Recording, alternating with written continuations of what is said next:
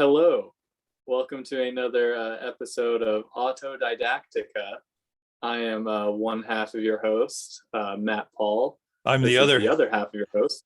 Yeah, Glenn Clark. That's me. yeah. Together we are GLAT, Glad. Mattlestar Glenactica. Oh, I like that one. Battlestar Yeah, Glenactica. thank you. Um, Glenn, how are you? I am groovy, I guess. Tired, well fed, thanks to you. Cheers. Um I can't complain. I mean, I could complain, but that would irritate me. Yeah, and we Irritate don't me do a lot. that here. Yeah, we don't do that. Not mindless complaining anyway. Like if we're Yeah, we do complaining, constructive complaining. yes, exactly. We're putting forth a better idea of how things should be rather than just griping about how things are. And that's kind of what we do here at Autodidactica. It kind of is. I hope it is. Yeah, It's like, I don't know. I don't listen yeah, to this show.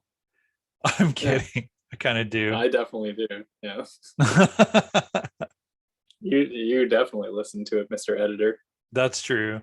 I listen to and Yeah, manipulate and actually I don't think yeah, I've really cut. manipulate. I only cut out because we both have a tendency to do long, thoughtful pauses between words mid sentence. That's about the only things that Yeah, I yeah. If snip you're to if make you're those cutting pauses those out, shorter. you're doing it really well. Because when Okay, I good. listened to the first two episodes, there weren't any long, thoughtful pauses. Right. I should let you listen to the raw recording then at some point just to compare. We both do it. We'll be like, and it's like when you went to a birthday party, like we'll just like Yeah. be looking for the just perfect Are you gonna example or cut the that one perfect out, or are you words. gonna leave that one in I'm like gonna that? leave that one in because it was an example, an example of our glitches that I hide from the world. Yeah, They're not bad. yeah. It's We good to have be men. thoughtful and Yeah, take your time choosing your words. But for a listener, I think it would be annoying. yeah. I would. Yeah, I'd be out. Right. See, like, look at that. You were drinking. I'm going to cut that pause out. Well, maybe I'm not Yeah. because now I've Yeah. Well, referenced it. I'm I I'm don't know. patiently waiting for you to ask me, how was your day, Matt? What? I You don't care. know, I'm a narcissist. yeah, I only care. Glenn doesn't care about Matt. Glenn only cares about yeah, Glenn and sometimes Glat. But, yeah. and I can't even remember the Mattlestar Glenactica. Glenactica. Yeah. Yeah. So, Matt, how was your day? Because I really, truly do care. I Oh, do, though. I do. it's nothing special. Yeah, yeah.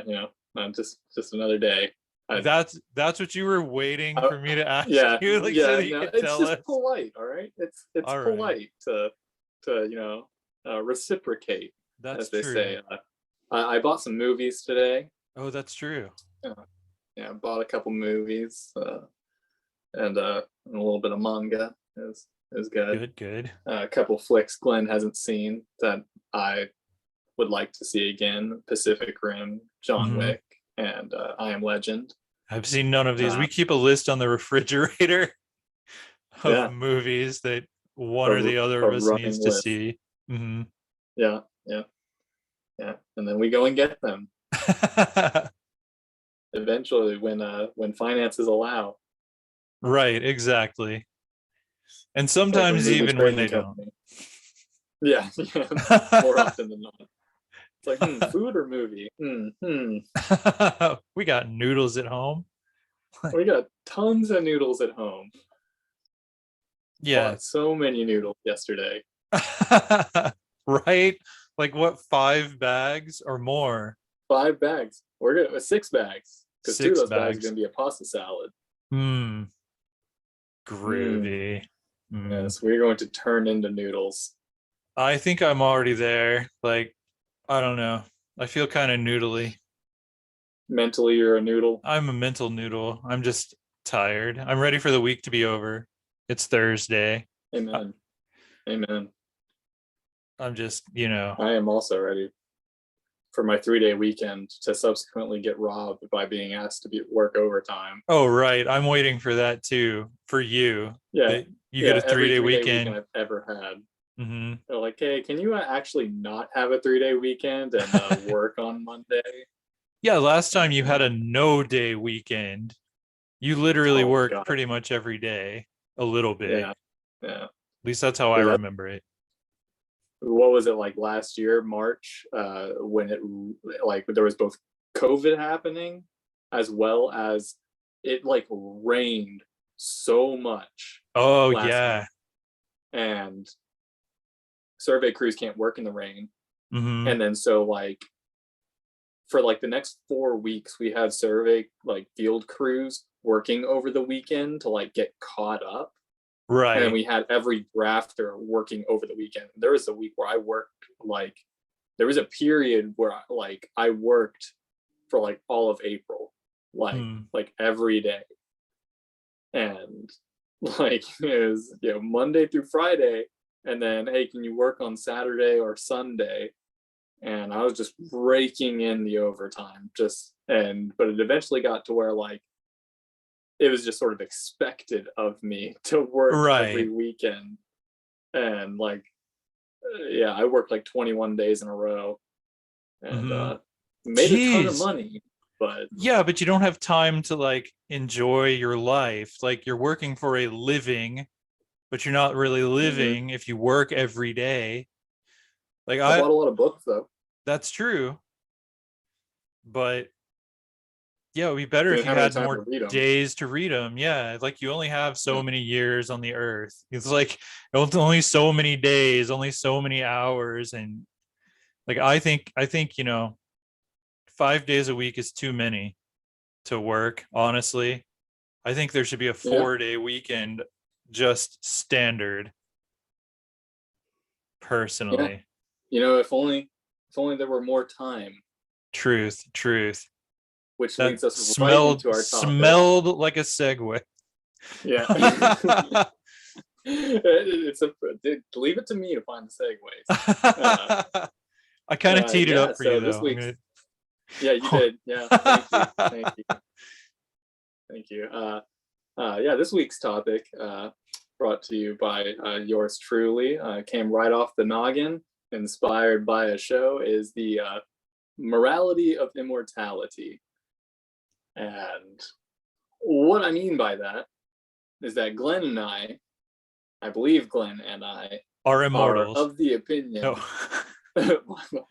news to me, Glenn and I are of the opinion that immortality is on the horizon for Hmm. humanity within the next couple of centuries, give or Truth. take a few, because of nuclear fallout or what have you.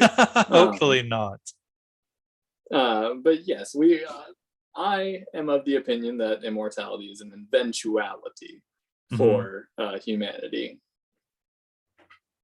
And what I mean by discussing the morality of that is, how will a discovery like that shape our society, and what will it do to you know the public? What will it do to politics? What will this discovery do to the human experience? And Hmm. is it a good thing that we unlock that that Pandora's box of immortality Right. and all of that it entails? So to start it off, keeping with some structure, Structure. What's how are we that? gonna how are we yeah, I don't know. Uh Please teach According me. to my notepad here, I just have 5 bullet points. Teach me this structure, uh sensei. First on the bullet point, Glenn, is how are we gonna get to how are we gonna achieve immortality? What are some ways that humanity can achieve immortality? Well, like we already know, like we've discovered what causes aging. It's largely um I mean, to really dumb it down, to really like oversimplify it, it really comes down to your cells getting dirty. pretty much. It's like you get a lot of junk and like you lose elasticity in your telomeres. Like we know what causes aging in humans and other mammals. So I mean, right there, it's a matter of funding. People doing research. There was a book, and I should have looked this up. You know what? I'm going to cut this out so I can go grab that book real quick because I really need to correctly reference it. I'll sing Hakuna Matata. No, you're probably just going to cut this out. Like literally cut it out. Well, now that he's gone, I can tell you all my dirty little secrets. One time at band camp, yeah, I actually don't know that reference. I've never seen American Pie. I've heard that referenced a few times. I'm not out of breath. All right. I'm back. Yeah, there is a book called Lifespan, Why We Age and Why We Don't Have to by David A. Sinclair. And I'll hold the cover up for those of you watching on YouTube. I'm not going to describe it for you listeners, though I love and respect you. But Lifespan by David Sinclair. He's one of the people working on the problem of aging and addressing it as a disease rather than an inevitability. And when you look at it as a disease, you're looking for ways to cure it. And they're pretty much there. Like he lays out some things you can do right now to revitalize yourself. Like he talks about his father who was in his 90s and just couldn't get around anymore. And he put him on this regiment of different vitamins. And, he's saying cut out meat for one, or at least eat very little meat helps. Statins help, which right now you can really only get prescriptions if you have, I want to say, heart problems and such, but he takes them. He's a doctor. He has access. And this guy he's in his 50s, but he looks like he's in his 30s. I tend to suspect he knows what he's talking about, especially since it's his area of expertise. And I mean, and that's one way is like just treating aging like a disease. We're going to cure it. There's always a motivation in the human animal to expand our lifespans. And there's another book, if you'll allow me to ramble for a minute. Go. Yeah, no, go off. Yeah, I mentioned Michio Kaku last week or the last episode. But this is another book that I read a while back called Physics of the Future. And I love this guy. I love Michio Kaku. He's a futurist. And so he takes things that are already in existence, technology that already exists, that hasn't become mainstream yet. And he uses that stuff to predict what's coming and when. And he pretty much, in Physics of the Future, he lays out kind of a broad map of changes that are going to occur over the next 80 years or so, like by 2100, by the very end of the 21st century, turn of the 22nd. And one of the things is, like, his big thing is that we're going to merge with our technology. So it's, like we're going to have smart underwear that can tell us if we have cancer, smart toilets that'll be taking readings from our pee. We're going to have stuff like that all over. We're going to have nanites in our bodies that, if they detect cancer, it's like you'll get a notification on your smart wall with your virtual assistant. And it's going to be, oh, we detected smart eyes. Right? It's like, we detected cancer in your pee this morning, but don't worry, we got rid of it. I mean, that alone is going to lengthen our lifespans. But then it goes into these two guys' books, like the things they're talking about overlap. Pretty much it's going to be technology, because Kaku talks about some of the same things that Sinclair talks about. as far as we know how to manipulate aging to the point that we can even reverse it. It's just a matter of getting the funding to actually make this a mainstream treatment, treat aging like a disease. Doctors will give you things to stop your aging, to turn back the clock. It's inevitable because the science is already there. And Kaku says, like when we were talking earlier, centuries down the road, he's saying by the turn of the 22nd century, this is probably going to be a thing.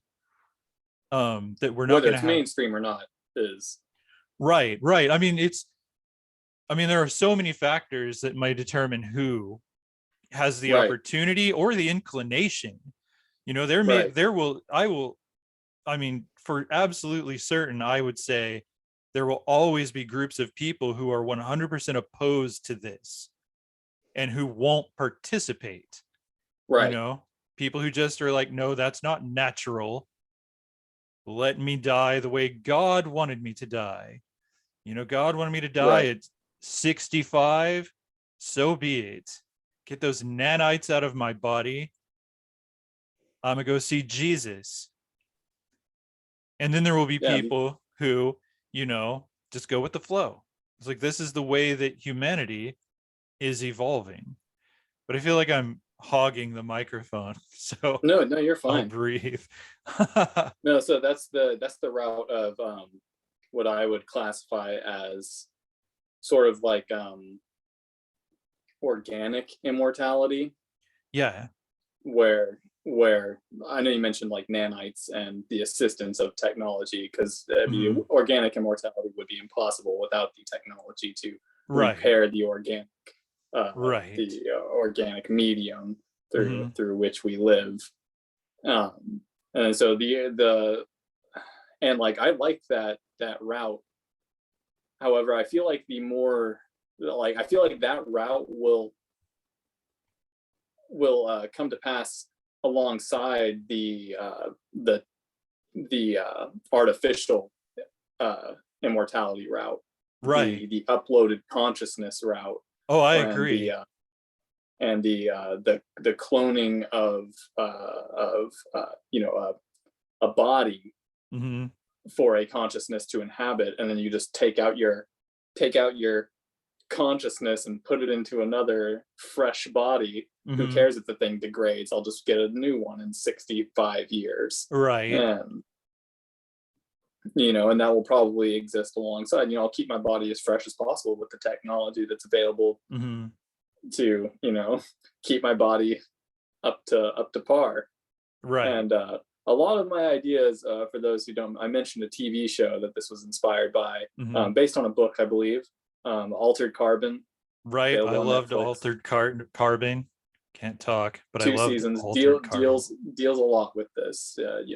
Without getting too, it's been out for a while, but without getting too into spoilers, immortality has been achieved through the means of being able to supplant your consciousness into another body. Right. They have like a stack, what they call it. Yeah, like kind of it's like you have a disk drive in your neck, kind of. Yeah.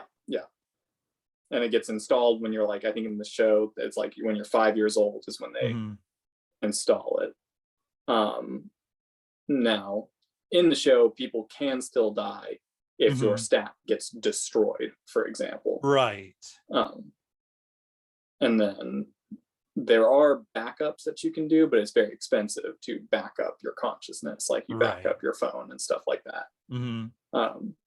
But so yeah, those are the means that I see happening. Glenn's books mention the organic front and basically curing aging, and that's one that I haven't put too much thought into, but makes total sense. That you basically just rejuvenate your cells and detect life-threatening things at the earliest signs, and then like nanites in your body, you're diagnosing heart failure before it ever even happens. Yeah, the first sign of it. Your cholesterol's a little spiky here. these nanites are just going to scrub your Mm-hmm. arteries real quick. Yeah, You know, truth. please lay down for 5 minutes while we scrub your arteries clean. Mm-hmm. and Yeah. and so yeah, that's that would be the means. Mm-hmm. Now the next point that I have is something you were about to go into a moment ago, which is, Mind reader. when we're talking mainstream, basically who's going to have access Mm-hmm. to this? And this is where the morality of it comes in. From here on out, it's all about the Ethics, ethics of immortality. The scientists, right. were so fixated on if they could do it, they never stopped to think about if they should do it. Oh, we've been watching Thank you, Dr. Jurassic Ian Park. Malcolm. Truth. Yeah, yeah. Thank you, Dr. Ian Malcolm.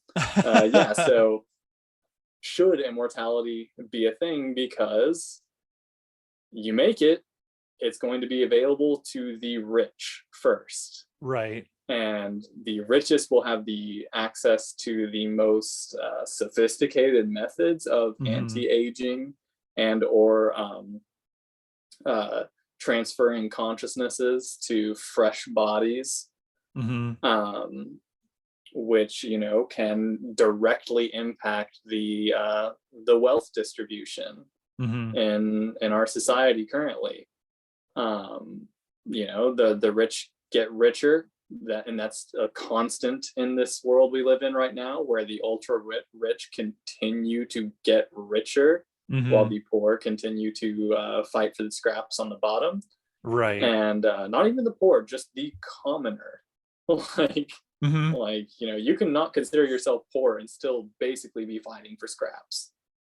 And if the rich can live forever, they will continue to suck the wealth out of the workforce, and they can do it in perpetuity.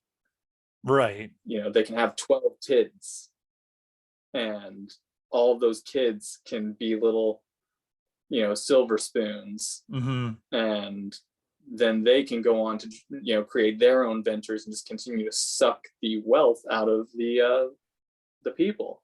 Right. That poses a problem.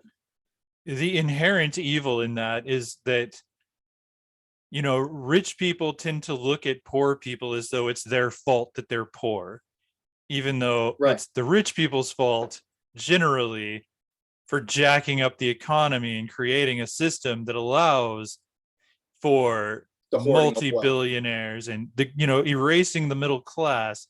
It's not the fault of poor people, but that's kind of like, it's going to create like a hyper class system if that's the way that it goes. If it remains the purview of the ultra rich to live forever. It's like H.G. Wells' novel The Time Machine, or novella, from the 1890s. The guy went like 8,000 plus years into the future, the time traveler, who I don't think ever had a name in the novel. They just referred to him as the time traveler. But there was a distinct, are you familiar with the story? I have seen the movie a few times. Okay. See, I haven't seen the movies, and so I might mispronounce some things. Well, different iterations. Like it's a gotcha. Well over 100-year-old book, so it's been made into films. I saw the 2001 or 2002 flick. Yeah, I wanted to see that one because I think that's the one that was directed by his great grandson or something, the novelist, and I was like, that's super cool. Just that connective tissue between the two versions. But okay, so they had the Eloi, is that how it was pronounced? That sounds correct, yes. Right. And they were just soft people. They were just pretty pampered people living the good life in the future. And then you had the Morlocks, who were just these monsters that would actually eat. I mean, literally eating the rich is basically what happens in the Time Machine, because they are actually both future versions of humanity, but just it was separated. And I mean, I don't think the Eloi were immortal. No. but I mean, they I never were got well to. off. They were well, like yeah, but like the way it was portrayed in the movie that I saw was that they were basically living like Native Americans, like living off the Mhm. land. Like they didn't have technology or anything like that outside of like, you Right. know, like water mills and Mhm. things like that to, Yeah. grind grain. And they were just living the peaceful life. And then, yeah, the monster people would kidnap and eat them. Mhm. And, But yeah, as I remember it, it's kind of like they were they were the shadow of a society that had done kind of what you're talking about. yes, Like they were yes. the ripple effect of that, of this stark separation of classes at one Hmm. point. And so some people had a good life and some people became Morlocks. And I fear that's what would happen. Like if the ultra wealthy hoard this technology, this power to live forever, and keep sucking up all the wealth, they're And they going to wouldn't even have to create hoard it. Morlocks Right. of a And sort. they wouldn't even have to hoard it is the thing. Like everybody would have access to it. The Mm-hmm. problem with like in a main if it goes mainstream, everybody would have access to it, but like a problem posed in Altered Carbon, Mm-hmm. just as an example, is like say your 13-year-old daughter dies in a traffic accident Mm-hmm. and her stack is totally fine, her memory card is totally fine, and she can be brought back to life, but you can't afford a replica of her body. Ah, right. Oh, that was a thing in Altered Carbon. That's right. Hmm. Yeah, and so your 13-year-old daughter gets placed in the next body that's available, and it's Mm-hmm. the body of a 57-year-old woman. Right. Or a man, or like or a man, yeah. And it's just like, hey, you want a new one, you gotta finance it, you gotta take out a mortgage mm-hmm. on a fresh copy of her old body, and I can't afford it, too bad, so sad, at least she's alive. Mm-hmm.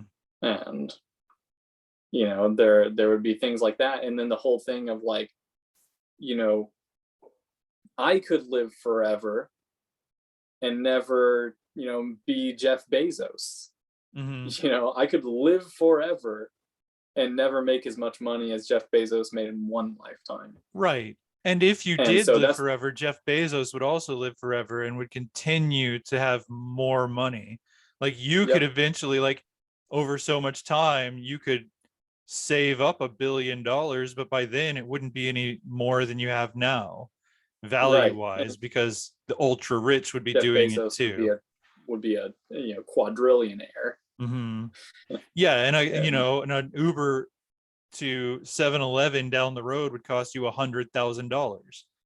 right, Something right, like yeah. that would be There would be a planet Amazon by that right, time. right. A And planet Amazon. Oi, no.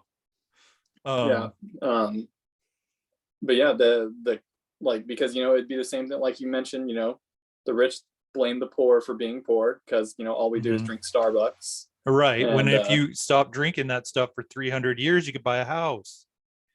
yeah, yeah, so You just cut gotta out budget, Starbucks man. today. Yeah, yeah, you just gotta budget and be given a $5 million loan when you graduate college by Right, your father. right. A a, a small $5 million loan, dollar five yeah, a million small dollars. loan of 5 million. Mm-hmm. And you know uh yeah, so, and this is not something that I had written down on my notepad, but something I mentioned earlier, politics. Uh-huh. You want senators that Oh live forever? no, no, they're already trying. Like Yeah, you can already have 80, 90-year-old people who've been there for 80 or 90 years who just yeah. need to You, go. you want to have 600-year-old Mitch McConnell? No, I thought we already did, but no. Yeah, he already figured out the secrets. He's a big fan of those two books you just mentioned. I mean, he doesn't look like it, but Yeah, he's been around a Yeah. while. But I mean, yeah, that's one of the things, like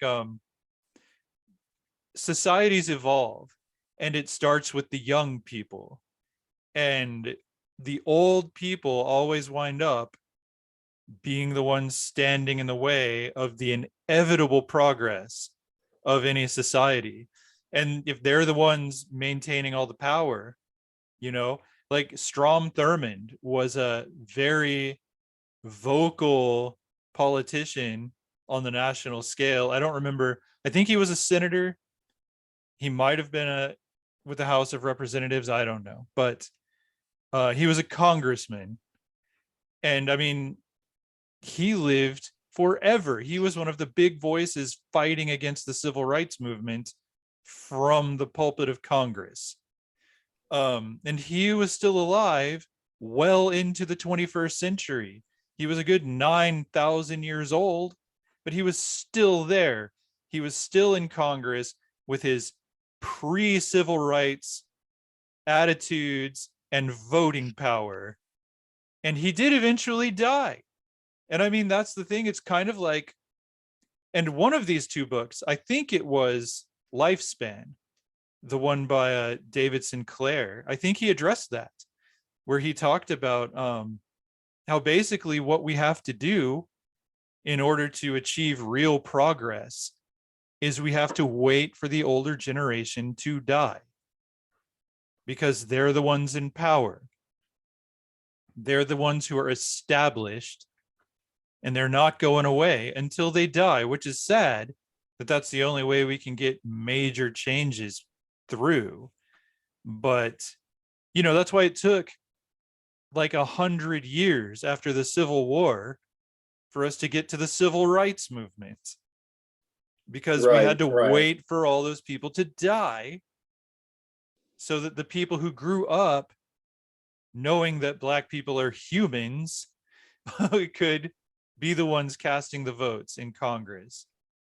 But I went And off even on, then, yeah, even then, like, no, we are, even now we're still like, there are those attitudes, but it's just, yeah, we have to wait.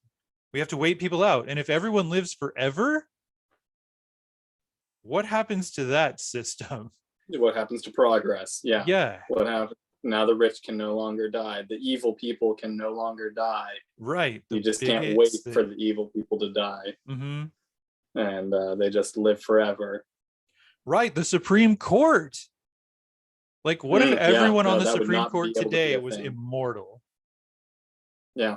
Like, we're gonna Horrible. have to change the system, is what's gonna have to happen. But again, Yeah, that's gonna I'm be all for hard to Supreme do. Court people having the longest terms of any Mm-hmm. appointed official. I don't think that we need to elect them. I like the. Mm-hmm. I don't know if electing judges is the best idea. Right. Uh, the appointment system is probably still better than Mm-hmm. It gives a little electing. variety to democracy. Like, you elect a Right. president with having it in mind that this person will be able to appoint people to the Supreme Court. So that should factor into your decision about who you vote for president. Like, who are they going to put on the Supreme Court? Yeah, and I think Supreme Court justices, if they were to be having term lengths, Mm-hmm. probably should have the longest term length of any Mm-hmm. held position in our government, just to Mm-hmm. maintain precedence over Right. judgments. Mm-hmm. Because if the appointed justice were to be leaving with every president, Mm-hmm. they would have no time to defend their previous judgments. And so maybe like a 10-year. Yeah, I was Thing. thinking 10 would be fair. You Maybe serve even for a decade, 12. It's like, if and we have, maximum 2 appointments. mm-hmm. Yeah, You can only preside for a total of 20 years, and then you got to get out. yeah, then you go away, you step aside for the next fresh judges. Like, I don't think lifetime appointments have any place in a democracy, Yeah, that sounds personally. very, very authoritarian. Yes. And it's, you know, it's someone we can't get rid of. I mean, that was, you know, any dictatorship where the people rise up and kill the king and kill, you know, the governors, that's because they can't get rid of them. They can't vote them out of office. So they Right, guillotine them out of office, or they shoot them out of office, hang them out of office. It's like if the people don't want you there and you give them enough reason to, it's when they get hungry, they're going to kill you. If right. they are going to kill you if you keep putting your foot down on their neck. And that's what it would have to come to if they were immortal. You'd have Right. to figure out a way to make sure they can't Yeah, continue living. exactly. Like, Um, and then what would happen if you do kill someone? Brings me to my next bullet point. mhm, What cool. happens to crime and punishment? Mm, Let's say, you know, you have the ability to live forever. Now, if it was the organic route, you wouldn't be getting those treatments that stop cancer and all that oh, thing, right. But would that for be sure. considered But cruel and unusual punishment? If cancer, it would be like letting someone get the bubonic plague today. right, You they know, still like have to treat you in prison. They can't mhm, let you just suffer and die. right. So like if you did go to prison, if you had a lifetime sentence, you know, like what is that? What would that Because mean? Yeah, yeah, like if they can't let you die from cancer, because that would be cruel and unusual, then lifetime sentences. You know, I think a lot of things in the prison system now, in the criminal justice system now, are are cruel and screwed up. unusual. Yeah. Yeah, But if we live like forever, COVID. mhm. COVID was Oh, hell yeah. on prisons across the country. Hmm. People, you know, they were just, you know, breeding grounds for the virus. Prisoners had to stay in their cells all day, every Uh-huh. day, and you know, they were not getting any exercise or anything, Hmm. and were just, you know, I know one, the AC was out Oh, in their geez. prison, Yeah. and they all just had to stay in their little tiny cells Hmm. and bake in there with no entertainment, no, you know, interaction, no socializing, and it was cruel. And you know, it was Hmm. cruel to keep them there. Well, and there are some Texas And, prisons that just don't have AC. My cousin was in one. Like, how do you do that in Texas? It's just evil. And yeah, so I mean, imagine keeping prisoners in that system alive for hundreds upon hundreds of years. right, and then not to mention the facilities. Hmm. You know, crime isn't going away, Right. so you're just going to keep, you know, keep building on to the prison Hmm. while you keep on, you know, and you know, harkening back to Altered Carbon, you know, because they had their little memory cards, that's how they Right. went to prison. Uh-huh. Is Oh, they right. would just, if it was a long enough sentence, they would just eject your little consciousness card, put your Hmm. body in cold storage, Hmm. and whenever your sentence was served, you'd get just booted back up. Hmm. And that's such a weird way to, like, that's cruel and unusual, to be honest, Yeah. because if I'm to believe what they were saying is like when you're like that, it's like you are just in darkness, Right. like you are conscious, like you Hmm. still wake and sleep, but every time you wake up, it's just nothingness. It's just an Hmm. abyss when you're just ejected from your body. Right. Yeah. And then when they Uh, boot you back up, it's like, depending on how long you were gone, it's a different world. it's a different Like world. the world has moved on. And Um, if, you know, and if time served is meant to be punishment, mhm. I think part of that time, part of that punishment and rehabilitation, if you will, is to, you know, or I sort of jumped the gun on that, that thing. It's part of your rehabilitation is to be consciously experiencing the days go by Mhm. that you are losing while spending time behind bars, and that is your punishment for the crimes you have committed, Mhm. is watching time go by. But if you just get ejected, then wake up tomorrow and it's 15 years later, you've served your sentence, you're free to go, and you just Mhm. got in there for raping somebody or something. Yeah. Did you learn anything? Did you No. experience anything? It's like you literally just got your switch turned off Yeah, it's for like you 15 years. blinked. Yeah. And then, you wake back up 15 years later and it's like, all right, sweet. I'm going to go back to what I was doing. Yeah. Yeah, and I mean in the concept of the world as it was in Altered Carbon, yeah, there's really no rehabilitation. Yeah. And then also just the sacred, how do you say that? Life is no longer sacred. Mhm. So like, so what if I killed that person? Just boot her back up. Right, just put her in another body. Just put her in another body. She's fine. I didn't break her stack or anything. I Mhm. didn't I didn't real death her, as they call it in Altered Carbon. Right.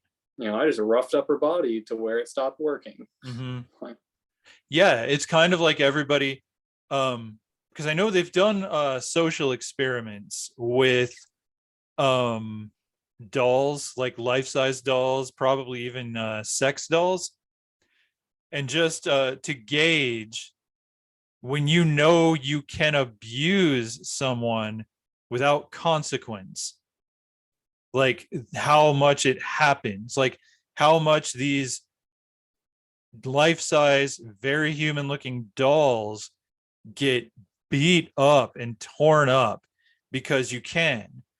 Um, so I wonder about that when our bodies are effectively um, not replaceable. critical to our existence. Like, Yeah. yeah, it's like you can just murder someone and they'll be fine.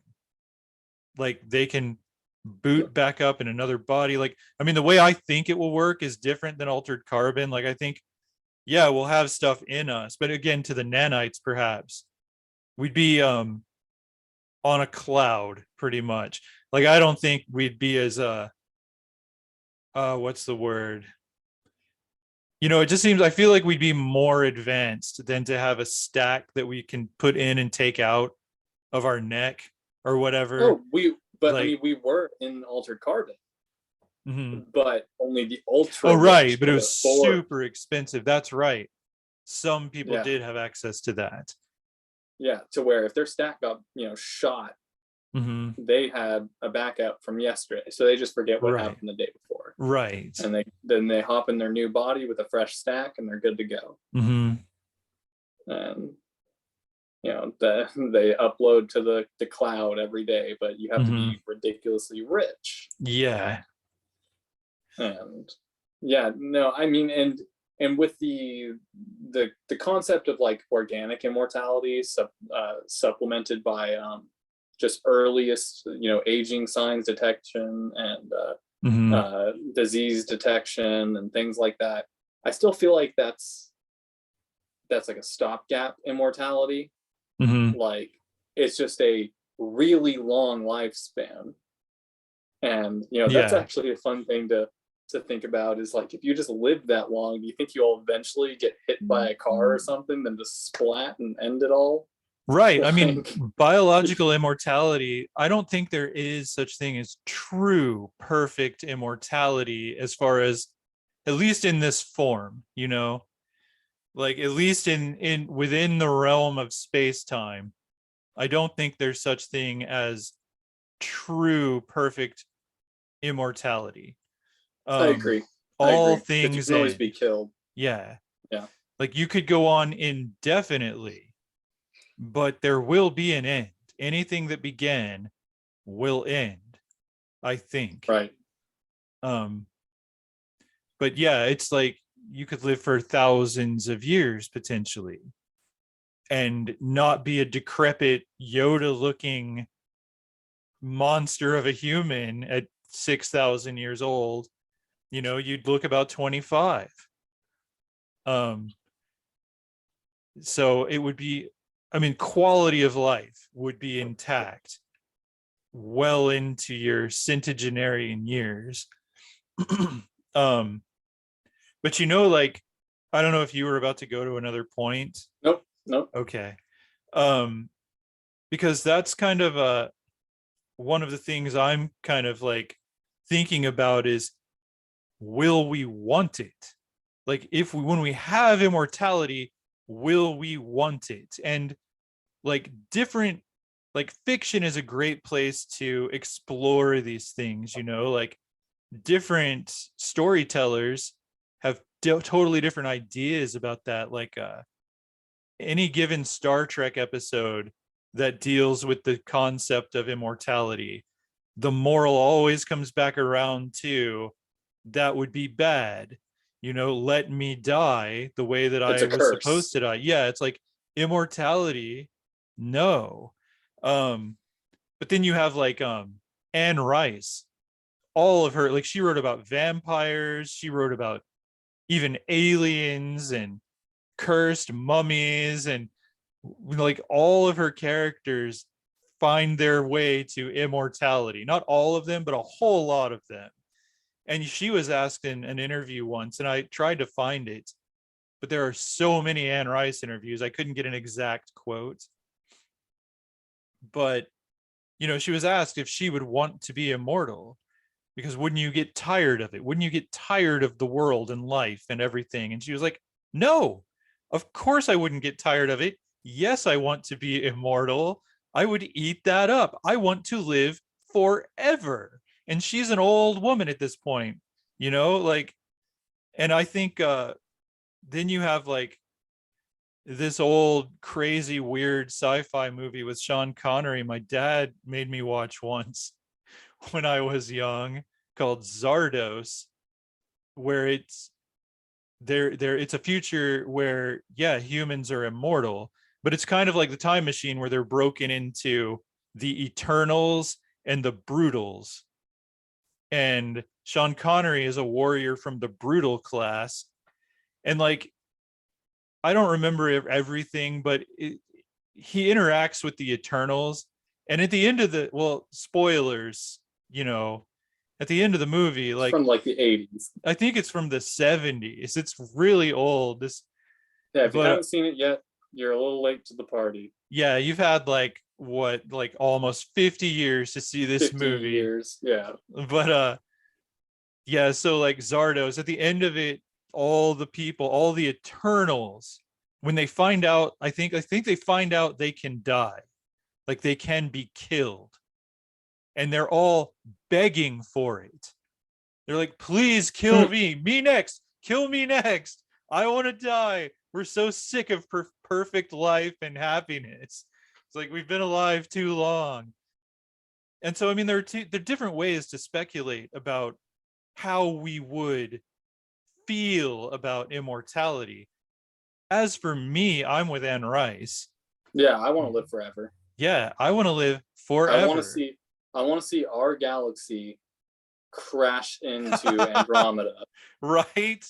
I want to see Right? the merging of our galaxies. I want to see over millions of years, I want to see Andromeda draw closer and closer to where the night sky is full of the visual marvel of another galaxy Oh, yeah. instead of just stars, to where you can see a Mhm. galaxy on the night sky horizon. Yeah. And we'll be And probably that, watching that from the ground of another planet by then. We won't be on Earth probably, right, which is right. another thing I want to live to see. Like when we get off the planet, like I haven't even seen like a tenth of this planet. I've got a lot of centuries I could spend here experiencing new Mm-hmm. things. But when we set out to the stars, I mean, there's so much to see in the universe, and I want to see it all. I don't want to Brings me to my die. next point too. Go The for it. population. Ah, We have to set out to the stars. If people are living forever and they're having children at almost the mhm, same rate, right. then we're gonna have to get off this planet. I mean, that's looking like an eventuality as it is with our current lifespans. Right. You know, within the next 2 centuries, we're going to be looking at massive, overpopulation. Well, maybe not. I mean, the last time I was like really worried about the population, the projections showed that we're going to hit about 9.5 billion, and then it's going to sort of plateau. And and that's assuming everything stays the same. And basically, it's going to plateau because a lot of people are going to just continually starve to death. And that's the way it's going to go. And,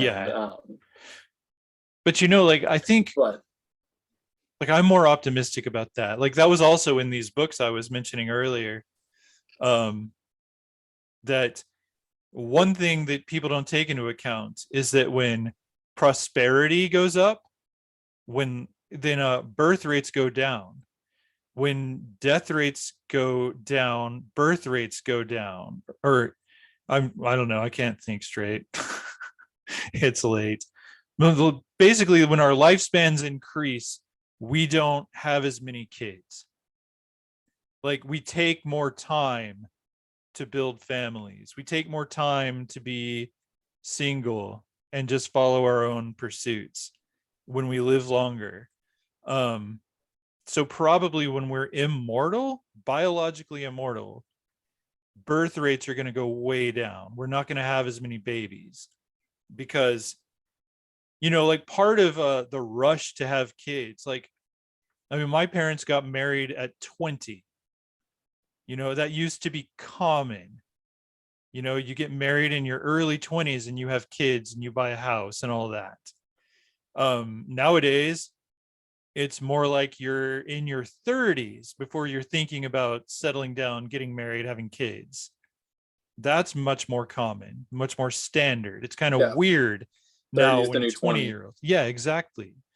So I don't think that biological immortality is going to negatively affect the population personally. And again, we have to do it to know it, but that's kind of what the statistics show based on what we have done as far as places that have better quality of life, longer life expectancies. They don't have as many kids as fast. But yeah, I mean, and that's what I was going to say is part of that drive to have kids young is because you want to leave a legacy. You're right. You want to propagate before you're too old to. Right. But if you don't need to, if you can be your own legacy, that takes away a lot of the motivation, or at least a lot of the rush. There's absolutely no rush to have kids because you're not going to get too old to do it. But that's just my opinion. Yeah, you might get bored enough to do it though. Right. Like it's still it's something to do. It's something new. Right now it's something unfathomable for a woman to just be like, hey, let's have another baby at 50. Like, but does happen. It certainly does. It certainly does.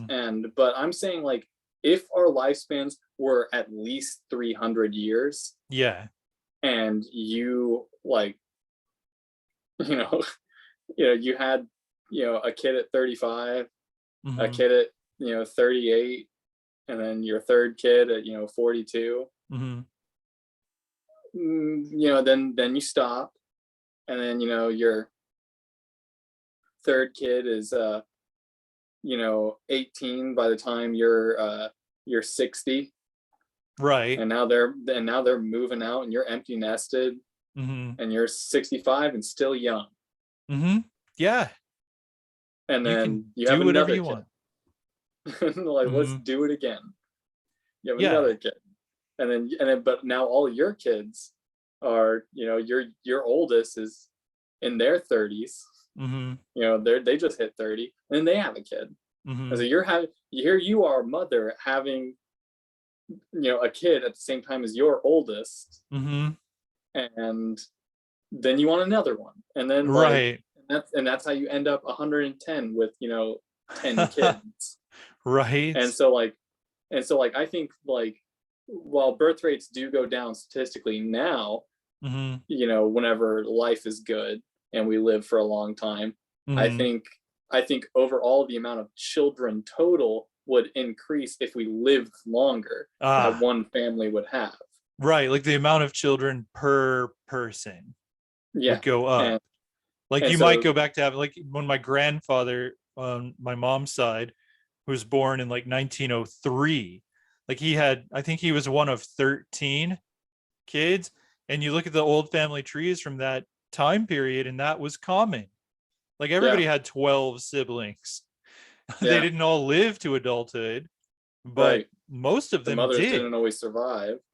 Right. Moms died Sometimes young. there were only 3 kids because the mom didn't make it through the 4th. Right. Yeah, exactly. But I think what you're saying is we would go back to that, but it would be spread out. Like you might have 12 siblings, but they were all born over the course of like 50 years. Yeah. So 50, you might be the years, eldest is 50 years older than the youngest, but you wouldn't know it if you were to look at them. Everybody looks about the same age. Right. Everybody pretty much stops aging about 35. Yeah. And so it's like birth rates, like the metric would have to be adjusted because it would be less like birth rates per 10,000 and more birth rates per like 100. And like it would be like the metric would be more like, how many kids per person are they having per 2 decades or something, per decade, how many kids are people having? And so like I feel like the rate would be largely similar, but the scale would be larger, which would lead to a larger population, is my hypothesis. Is that while the birth rates may not change, the scale of how many children total are being born would increase. And so we'd have to take to the stars is my main thing, is like we would have to colonize, and we would have time to, right, we would. Altered Carbon, spoilers, the person who invented the ability to become immortal was a scientist who wanted to see everything, and they didn't have enough time to see everything. And so they needed a way to where they could continue studying the stars and continue exploring new worlds and making new discoveries. They needed that time. They wanted it. And so they developed immortality. But what they never saw coming was the hyper caste system that would come from it, where the richest of the rich would still continue. She thought that this would break humanity's chains, and instead it just imposed new ones in the show. And right. I mean, because Altered Carbon, just the presentation of that society is cautionary.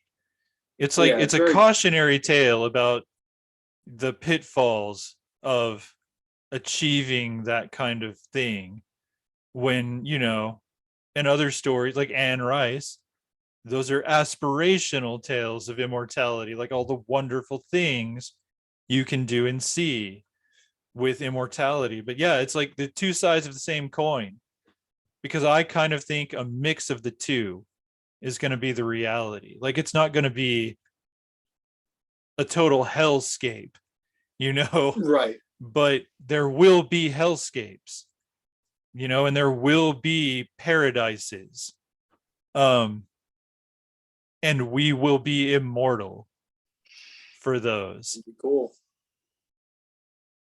Yeah. And then my last bullet point, and then we can just go off on whatever tangent we want to for the remaining time left. Nice. Because I don't know how much I'm gonna really want to talk about this last one.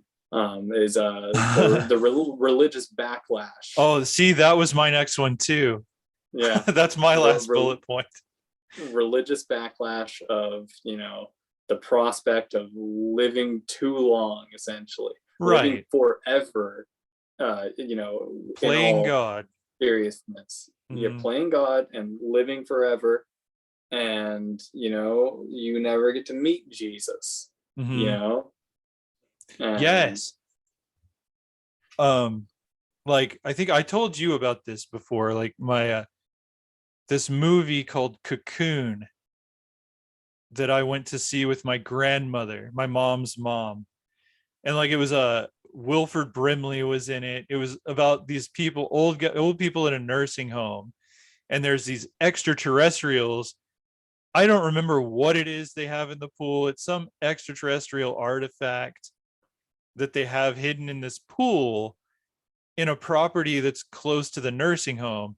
And some of these old people sneak out, I think, and they get in that pool and they start swimming in it while there's this alien artifact hidden there, and they start feeling younger, and like they're out doing things that they haven't done in decades. And uh then like spoilers, like, and I love this line, like the Wilford Brimley's character is talking to his grandson because they've made friends with the aliens now and they're gonna go away. And like the little boy is like, well, where are you going, grandpa? And he's like, outer space, my boy. Okay. I love that line. But yeah, and at that point my grandmother turns to me and she's upset, and she's a sci-fi buff. That my grandma was the original Star Wars fan in the family. But like she turned to me and she's like, what about heaven? That was yeah, her whole takeaway from that movie. I'm sitting there thinking, hell yeah, I want to go to outer space too, my boy. Let's go, Wilford Brimley. It's the right thing to do. But I don't know. But my grandma was very upset that they're just like forfeiting heaven in order to live forever in their mortal coils. When yeah. I mean, and in defense of your grandmother, Mhm. it's a good question. It is a good like, question, like especially if you're a religious person. like she wanted an answer. She Hmm. was asking the question: "Is what about Yes. heaven?" Well, Hmm. let's talk about it.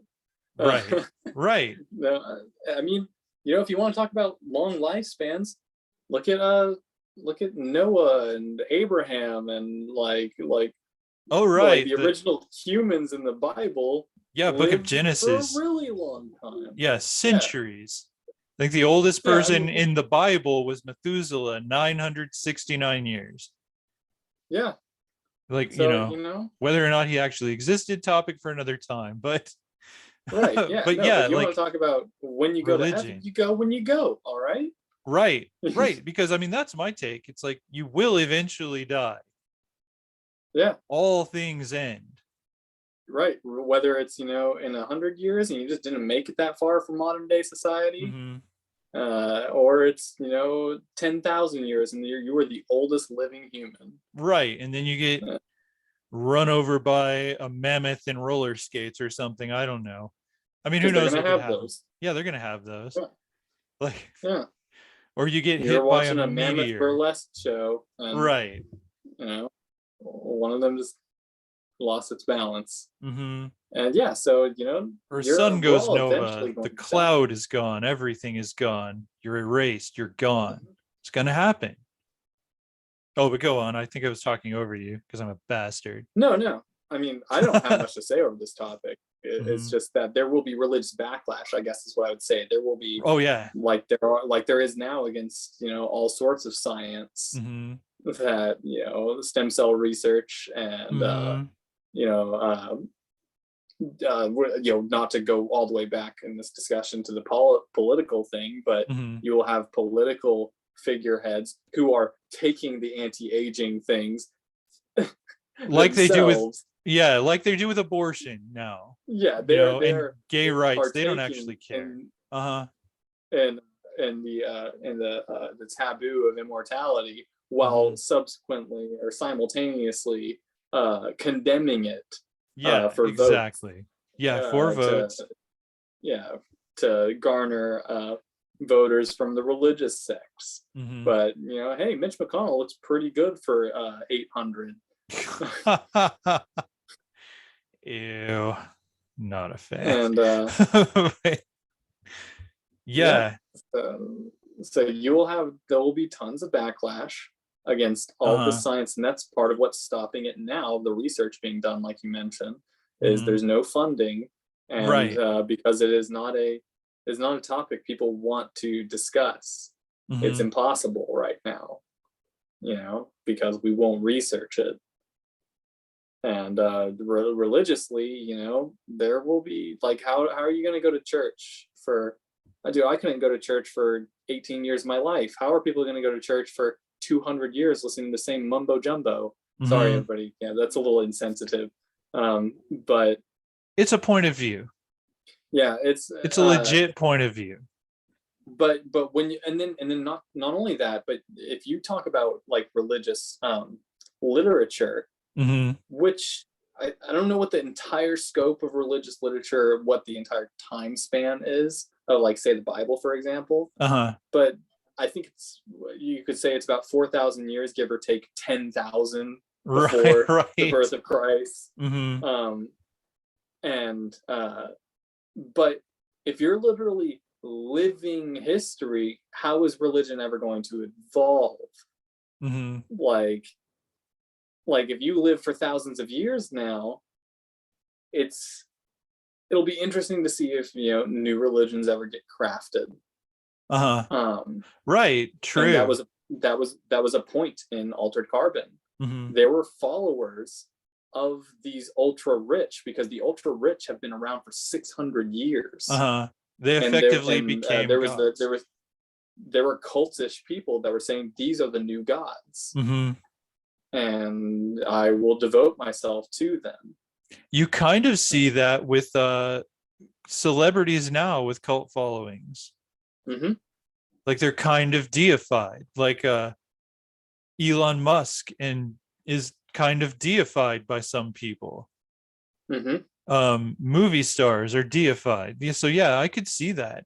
Like it's not just metaphorical deification after centuries.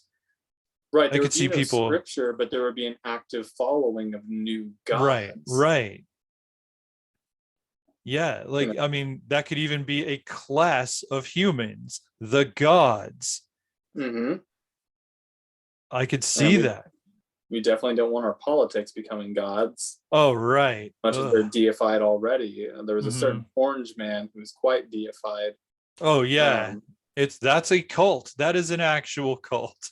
That is an actual cult. And if you were to live forever, God forbid, please, then and his followers would live forever, and we'd just always be like laughing at them and making fun of them, us educated people.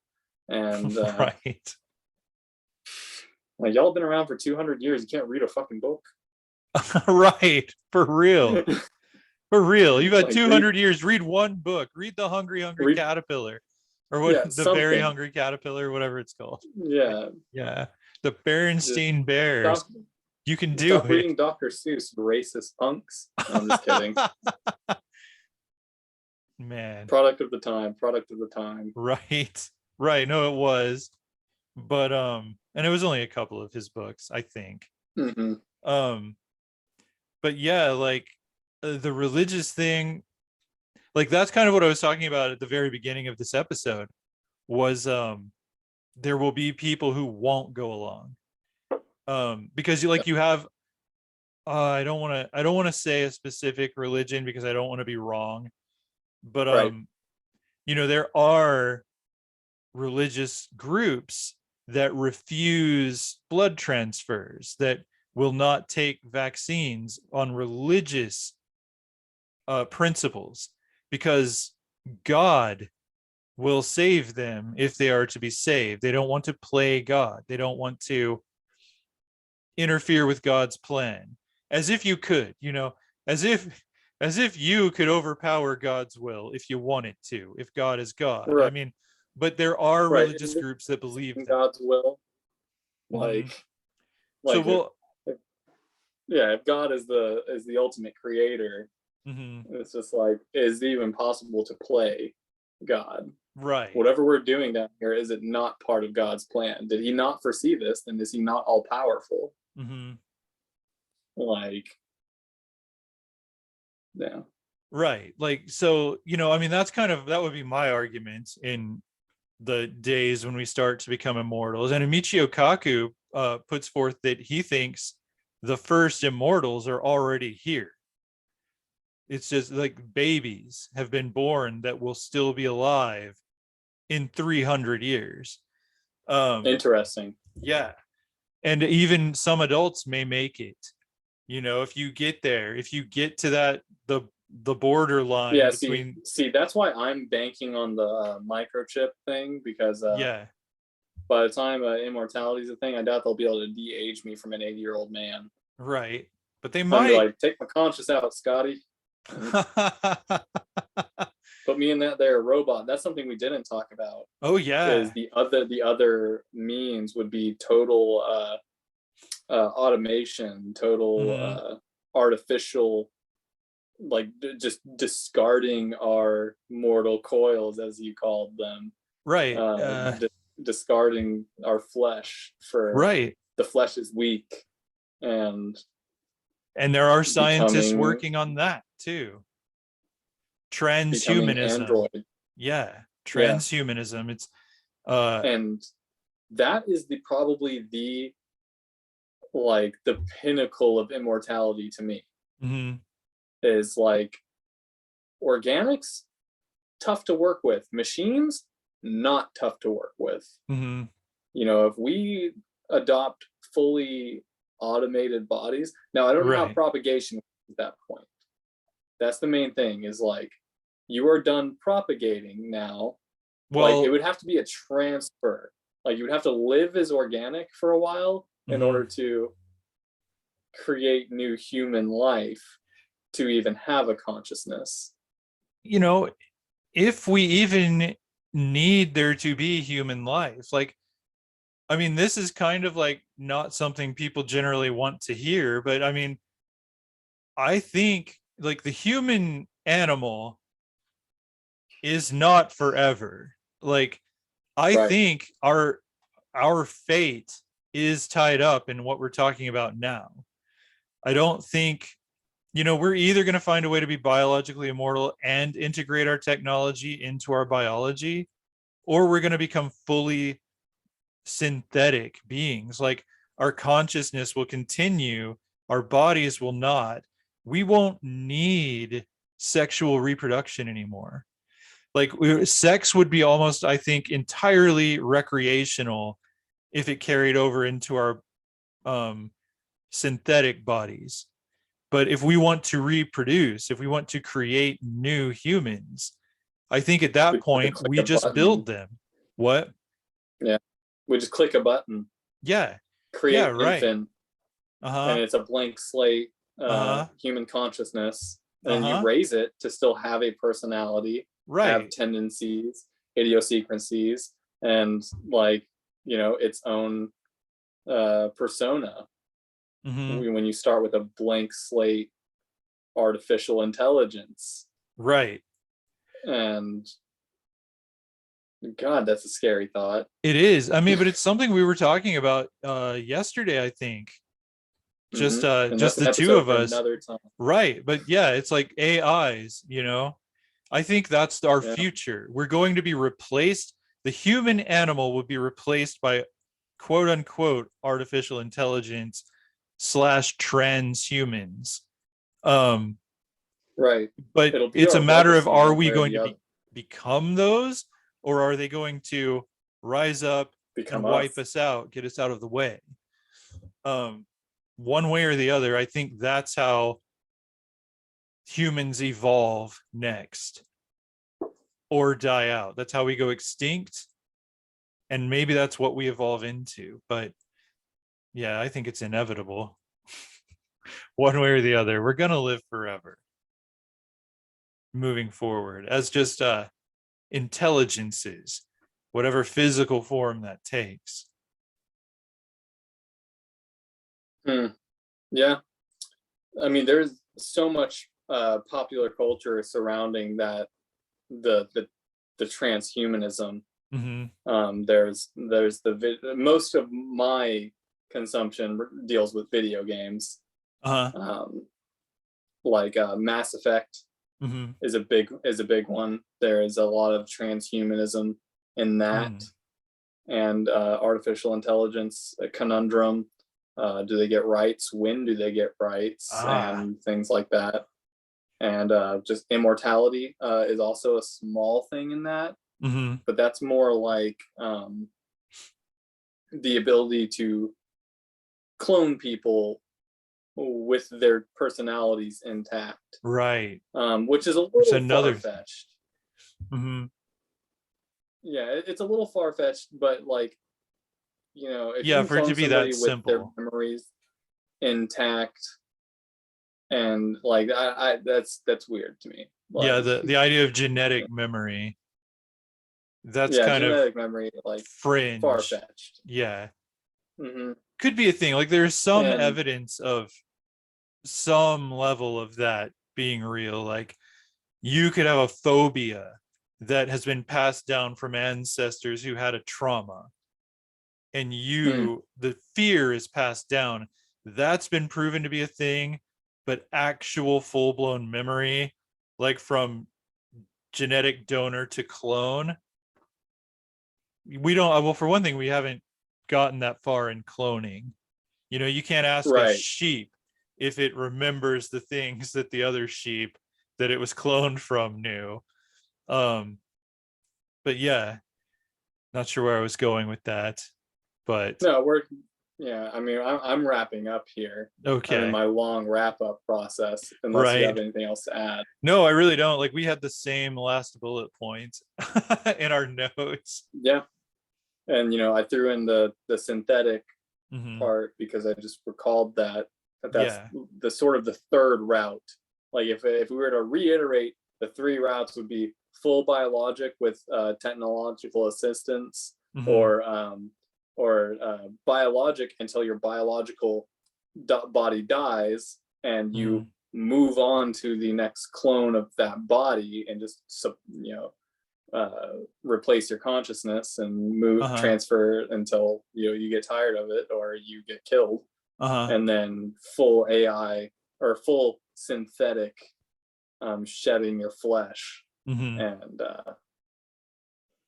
that would be a long blown process, to be honest. Oh But it's not yeah. like all of humanity would just up and decide to shed their Oh bodies. right. Yeah. And like, it would be like, oh, hey Tom, how'd the process go? He's like, I feel great.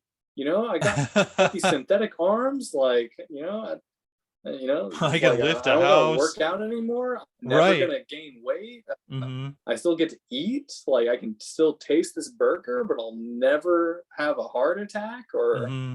anything. And pooping's awesome because I just open up my chest cavity and just take it all out. Take out And this little cube of used fuel and remove it. yeah, I like it. yeah, exactly. Yeah. And he's like, sex is great. Like, Hmm. never No have to worry about getting STDs. it up or anything. Yeah, no STDs. I just Hmm. wipe it off when I'm done.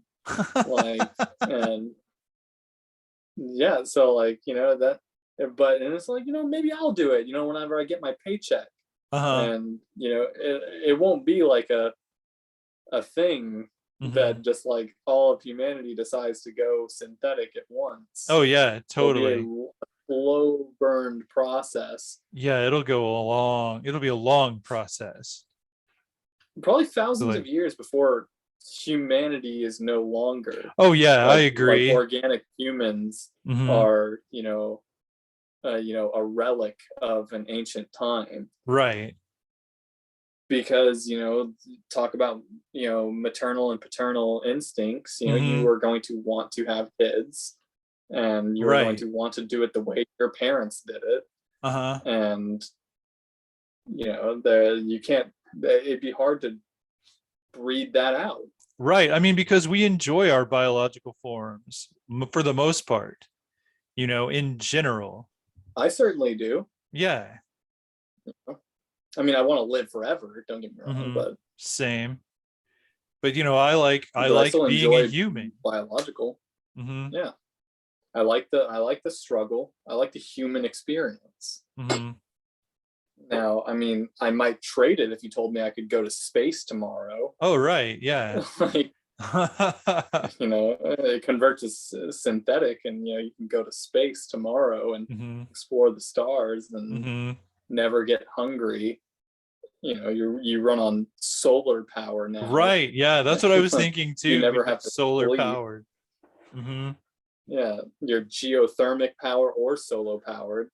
Like, you could just step on the Right. ground and charge up from the heat from the earth. Yeah, it's like you're a vegan now, but then you'll be photosynthetic. It's like you won't Yeah, even eat plants. you don't get cold. You don't have to Right. breathe.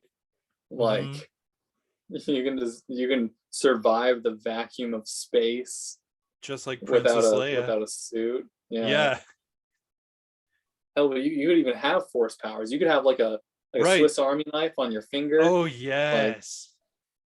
Sign you could me have all these up. attachments. You could have Magnets, like like a gun in your elbow. Like, if you're in Texas, it'll be required. You'll yeah, this is my just your Second Amendment synthetic right. body comes with elbow guns. Elbow guns. I already got two guns. You know what I'm saying? Oh, Jesus, I almost knocked that over. Two guns. You know? Right. Yeah, But these guns will be actual guns.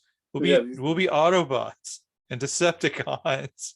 see, that'd be tight. You know, I could turn I into a agree. motorcycle. My friends could Heck just yeah. hop on. My Hmm. biologic friends be like, "Hey, check this out!" And just Yeah, but then you have the one friend who just turns into like weird sex toys. yeah, It's like, I eh. know who you're talking about too. We shall not name names. Yeah, You know who you are. yeah. And I mean, everybody listening out there probably also has that friend. Not necessarily If ours, yeah, if you're but still listening, yeah. If you're still listening, you know you have that friend. That friend who would yeah, use this power as a transhuman for to be a evil. to transformer who turns into sex toys. Yeah. Well, anyway, now that we've fully gone completely off topic, uh, Right. uh, I'm terrible at sign offs. Glenn always Yeah, does them so much much. better than I do. Oh, I don't even know what I'm doing. But Well, you always like plug stuff and stuff. It makes me feel special. I have a band, My Perfect End. Um, yes, very good we have band. music out Hmm. there on things, anywhere you find music, with Hmm. potential more on the way. Glenn has books everywhere you find books. Hmm. Um, and he has a YouTube channel of his own, Right. separate from this one. And yeah, anything else? I don't think. Oh yeah, if you want to Any get other in touch plugs? with, I don't. If you want to get in touch with us, questions, comments, corrections. It's our email is autodidacticapodcast@gmail.com. You can leave questions, comments, and corrections in the comments if you're watching this on YouTube, and we will read them. Like we're young, we're so young, we haven't gotten any questions, comments, or corrections yet. But True, true. if you leave them, we will read them and we will address them. That's all I got. All right. Well, this has been a Battlestar Galactica. Say that real fast 37 times. No, Dude, don't. it took everything in me to say it right there. I know. I know. I could tell. Signing off. Until next time, beam me up, Scotty. Bye.